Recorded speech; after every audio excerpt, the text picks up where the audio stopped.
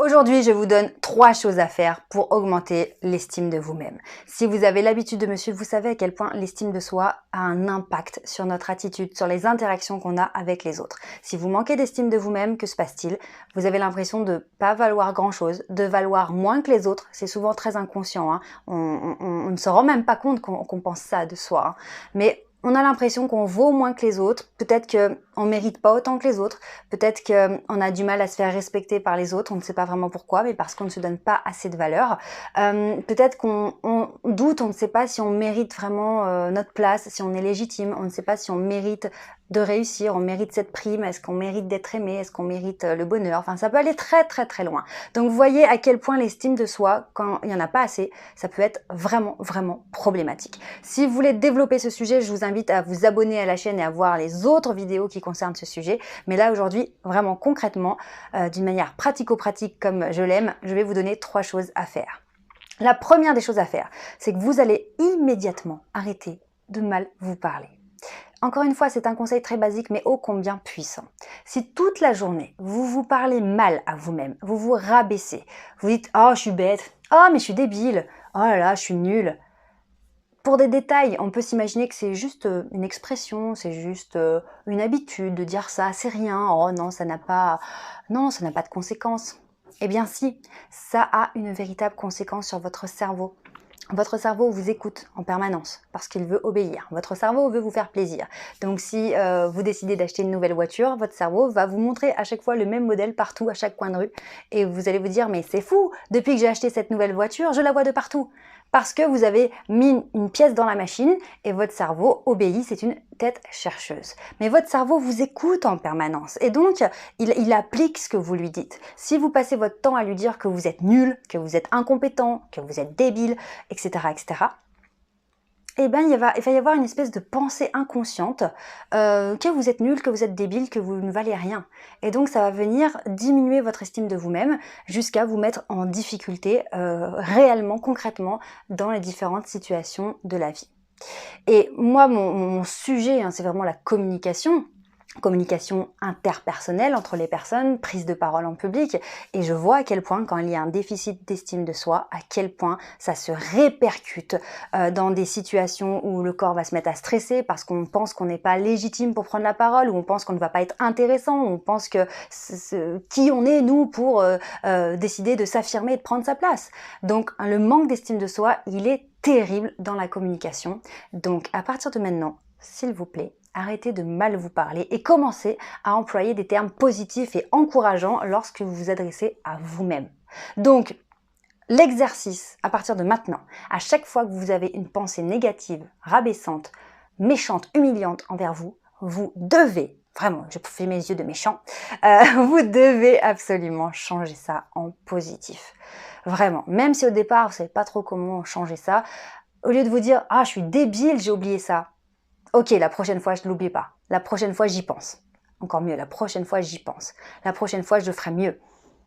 Ça paraît vraiment être un détail, hein, se dire « Oh, tu pinailles sur des détails ». Mais justement, ces détails-là vont conditionner votre cerveau inconscient. Et oui, donc premier exercice, on arrête de mal se parler, on se parle dans des termes positifs et encourageants. Ça, c'est fait. Maintenant, deuxième chose à faire absolument, c'est que vous allez prendre une feuille et un stylo. C'est mieux que sur l'écran parce que quand on écrit avec la main, c'est directement relié au cerveau, donc c'est plus puissant sur le plan inconscient. Vous prenez une feuille, un stylo, un post-it, ce que vous voulez, et vous allez écrire la liste de vos qualités. Donc, il faudra peut-être plusieurs post-it, donc peut-être prenez une grande feuille. Enfin bref, faites comme vous voulez. Mais en tout cas, ce qui compte, c'est d'écrire la liste de vos qualités. Et attention, parce que je vous vois venir. Vous allez me dire... Oui, mais bon, moi j'ai les mêmes qualités que tout le monde, hein, j'ai rien de plus que les autres.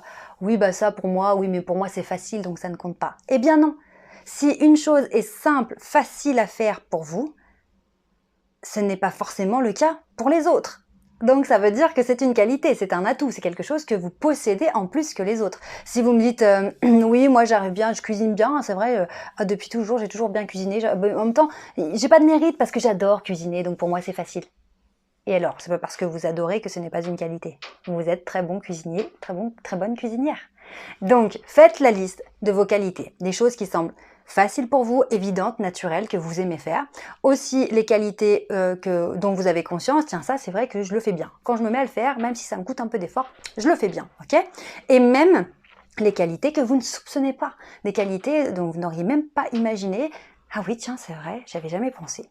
Et pour ces qualités dont vous ne soupçonnez pas l'existence, vous pouvez aussi demander à vos proches, dire bah tiens, voilà, je fais un travail sur du développement personnel, je dois faire la liste de mes qualités, tu dirais quoi toi? Okay. Donc évidemment, allez demander ça à des personnes bienveillantes, hein, n'allez pas tendre le bâton pour vous faire battre, mais voilà, ça peut aider aussi d'avoir l'avis des proches. Donc, deuxième exercice à faire, la liste de vos qualités. Quelles sont vos qualités? Et ne faites pas les faux modestes, allez-y.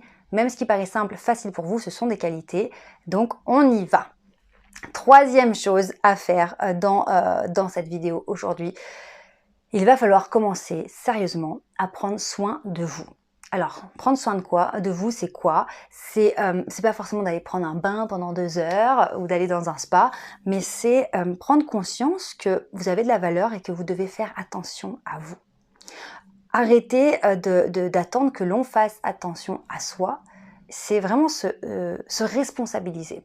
J'arrête d'attendre que quelqu'un vienne me réconforter, que quelqu'un vienne me dire tiens, tu devrais faire ci, tu devrais te reposer, tu devrais mieux dormir, tu devrais mieux manger, comme si c'était ma mère qui venait me dire ça quand j'étais enfant. Là, je suis adulte, donc je me responsabilise et donc je me dis à moi-même, je devrais peut-être mieux dormir, je devrais peut-être mieux manger. Tiens, je devrais peut-être me faire un petit soin du visage ou aller chez le coiffeur, ça me ferait du bien au moral et puis je me sentirais mieux, tiens, de voir mon image qui est améliorée, ouais, tiens, ça me ferait du bien. Donc troisième chose, prendre soin de soi, c'est pas forcément d'aller se faire une manucure, pas du tout, c'est juste arrêter d'attendre que quelqu'un vienne nous sauver, un proche, mon conjoint, mon médecin, parce que parfois on attend d'être très très mal pour qu'on ait un médecin qui nous dise bon bah là il va falloir prendre soin de vous, hein, on va se mettre en arrêt, puis on va tout arrêter, et puis on va peut-être prendre des cachets, puis on va dormir parce que là ça va pas. Non, on va pas attendre d'aller jusque là. Parce qu'on sait qu'on a de la valeur, parce qu'on sait qu'on vaut quelque chose, parce qu'on sait qu'on va passer toute notre vie avec nous-mêmes et qu'on se réconcilie avec nous-mêmes, eh bien on sait qu'on doit prendre soin de nous. Donc on n'a pas besoin que le conseil ou que l'ordre vienne de l'extérieur. On va se discipliner et on va se responsabiliser et soi-même savoir à quel moment il va falloir peut-être lever le pied, il va falloir peut-être aller faire du sport pour se sentir mieux ou voilà, prendre un temps de détente, peu importe ce que vous aimez, mais ce que je veux que vous compreniez, c'est pas prendre soin de vous pour dire que vous avez pris soin de vous. Ah bah Charline, je suis allée chez le coiffeur, hein, c'est bien, j'ai rempli mon exercice. Non, ça compte pas. Non, c'est prendre conscience soi-même, se responsabiliser soi-même par rapport aux soins qu'on va s'apporter parce qu'on sait qu'on a de la valeur. Et plus je vais me responsabiliser par rapport à ça, plus je vais faire attention à moi, plus je vais me sentir bien, plus je vais être fière de moi, plus je vais me sentir autonome, indépendant et je vais plus remettre mon niveau de bien-être ou de santé dans les mains de quelqu'un d'autre. Parce que c'est moi, il s'agit de moi et donc je me gère moi-même. Ça n'empêche pas d'avoir des conseils évidemment, ça n'empêche pas d'aller demander de l'aide évidemment, hein, mais à la base déjà, je me responsabilise là-dessus et je sais, je me le dis, j'ai de la valeur donc j'ai besoin de prendre soin de moi, c'est important, donc je vais prendre soin de moi sous n'importe quelle forme, peu importe, on s'en fout, mais on se fait du bien à soi-même. Donc je reprends les 3 choses à appliquer à partir d'aujourd'hui. Première des choses, arrêtez de mal vous parler, basculez tous vos termes négatifs en positifs. Deuxième chose très importante, faites la liste de vos qualités et ouvrez les yeux sur tout ce que vous avez de positif chez vous.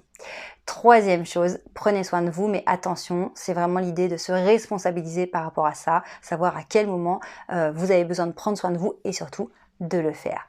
Si tous ces conseils vous apportent de l'aide, eh bien j'en serais vraiment la plus heureuse parce que c'est ce qui me tient à cœur. Et d'ailleurs, je vous remercie pour tous les commentaires, les messages que vous m'envoyez parce que parfois, je vous jure, j'ai envie de pleurer quand je vois à quel point mes petites vidéos que je mets comme ça sur YouTube, ça a un impact dans vos vies. Et je me dis, mais tout ce que j'ai vécu, tout ce que j'analyse au quotidien et que je vous transmets, waouh, ça vous apporte et je suis trop contente.